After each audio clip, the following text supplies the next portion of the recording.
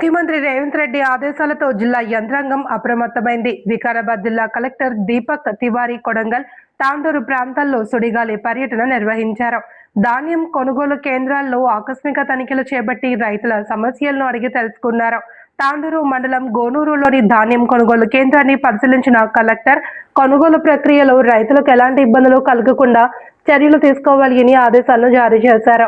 అలాగే ధాన్యం రవాణాలో ఆలస్యం చేస్తే ట్రాన్స్పోర్టర్లపై కేసులు నమోదు చేస్తామని, ధాన్యం కొనుగోలులో ఎలాంటి సమస్యలు ఎదురైనా నేరుగా తనను సంప్రదించవచ్చు అని రైతులకు జిల్లా కలెక్టర్ సూచించారు. ప్రభుత్వం రైతులకు అండగా ఉంటుంది అని భరోసా ఇచ్చారు. అనంతరం లక్ష్మీనారాయణపూర్లోని బాలాజీ ఇండస్ట్రీస్ ను సందర్శించిన కలెక్టర్ అక్కడి ఏర్పాట్లు, ధాన్యం నిల్వ విధానాలను పరిశీలించారు. ముఖ్యమంత్రి ఆదేశాల మేరకు జిల్లాలో ధాన్యం కొనుగోలు ప్రక్రియను వేగవంతం చేసి రైతులకు ఎలాంటి ఇబ్బందులు లేకుండా చర్యలు తీసుకుంటామని జిల్లా యంత్రాంగం స్పష్టం చేసింది.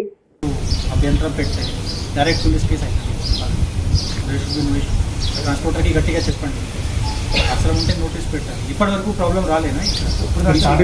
ఇప్పుడు ఈ సంవత్సరం ప్రాబ్లం వస్తే డైరెక్ట్ విల్ టేక్ యాక్షన్. ఇప్పుడు రేపటి నుంచి స్టార్ట్ చేస్తే